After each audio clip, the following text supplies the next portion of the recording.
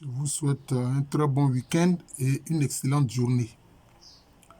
Beaucoup d'Africains sont préoccupés par la question de l'ancestralité. Alors, cet enseignement que je vais donner, je l'intitule La foi chrétienne et la question de l'ancestralité. Vous savez, dans la foi chrétienne, notamment dans le catholicisme, on peut dire que cette ancestralité est spirituelle, elle n'est pas liée au sang. Or, souvent, quand les Africains parlent d'ancestralité, pour eux, c'est lié au jus sanguinis, c'est-à-dire au sang. On pourrait dire que pour les chrétiens, c'est lié au jus spiritus, c'est-à-dire à l'esprit. C'est lié à l'esprit, à la foi.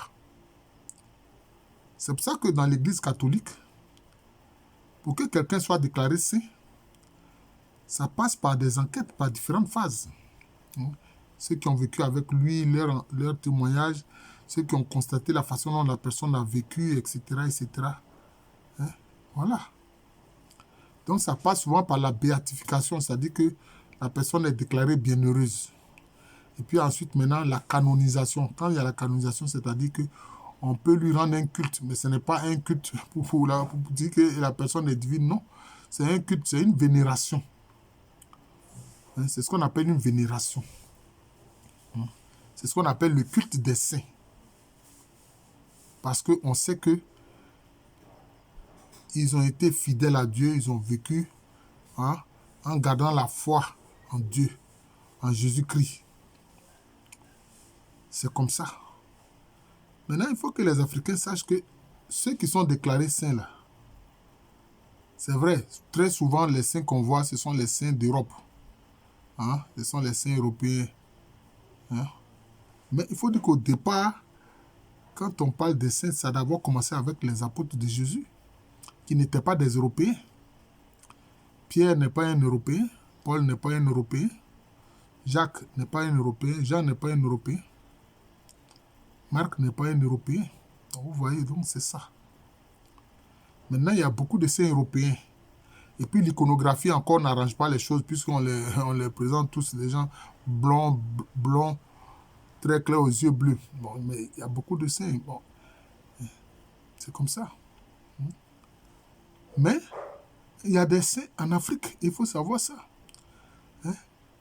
Les martyrs d'Ouganda, ce qu'on appelle les martyrs d'Ouganda, ce sont des saints. Ils ont été canonisés par l'Église catholique. Ils étaient plusieurs, comme ça, jeunes, qui ont été martyrisés à cause de leur foi en Jésus-Christ. Je peux citer quelques noms. Saint Kizito, Saint Luc Banabakuntu, Saint Charles Luanga. On peut citer une sainte comme Joséphine Bakita, qui a été enlevée par des esclavagistes, finalement qui s'est retrouvée en Europe, qui a donné pleinement sa vie à Jésus-Christ.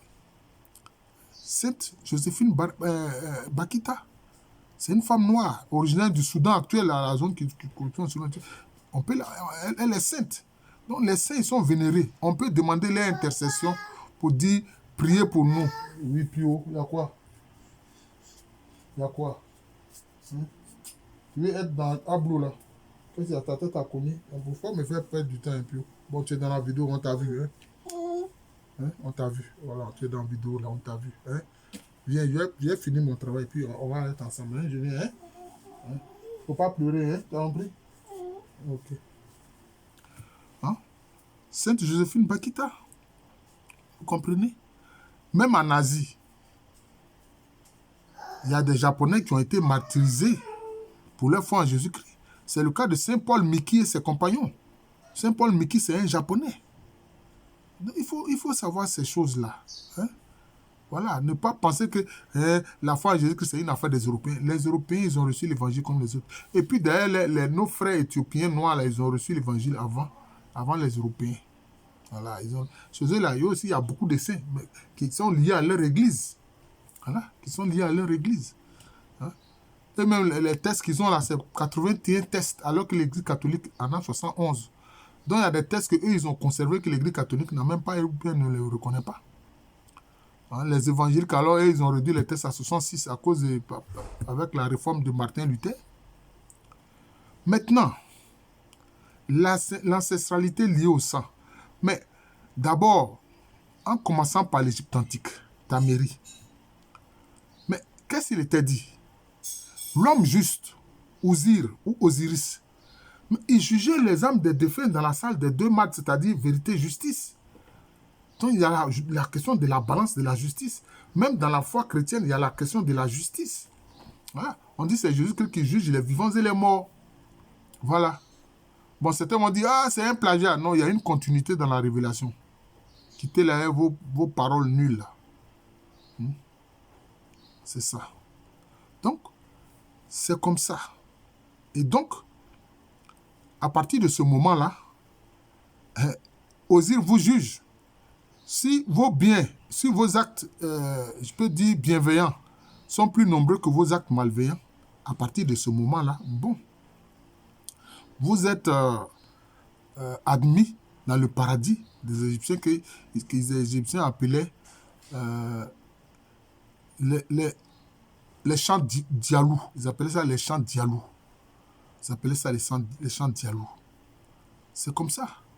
Donc, même avec nos ancêtres de l'Égypte antique, il faut que tu sois juste. Mais vous, certains Africains, notamment ceux qui se veulent Kamite et les autres là, ils parlent d'ancestralité sans savoir ce que c'est.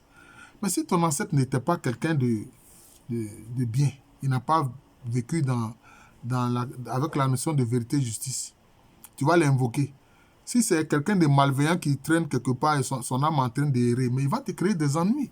Ce n'est pas parce que vous avez le même sang qu'il va te faire du bien, non. Il va te créer des ennuis.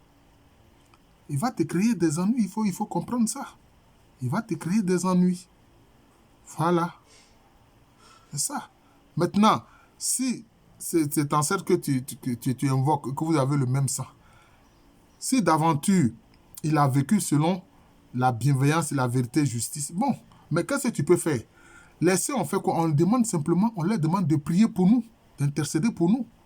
Ils ne sont pas Dieu, non. On sait qu'ils sont dans la félicité de Dieu. Étant dans la félicité de Dieu, ils obtiennent beaucoup du Seigneur. Donc, c'est ça la question de l'intercession. C'est ça la question de l'intercession.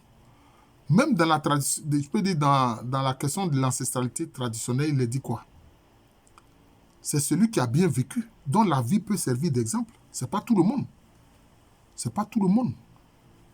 Donc tu vas demander, par exemple, je ne sais pas moi, aux Européens, aux Allemands notamment, d'invoquer les nazis qui ont commis des crimes. Non. Ou bien aux Américains blancs d'invoquer le colonel Custer, qui est devenu ensuite général Custer, qui a dit que tout bon Indien, c'est un Indien mort, un génocidaire contre les Indiens. C'est celui-là que tu vas invoquer comme ancêtre si tu es un Américain blanc. Non. Donc il faut faire attention avec la question de l'ancestralité. Il faut faire attention. Voilà. C'est ça, il faut faire très attention avec cette question-là. Voilà.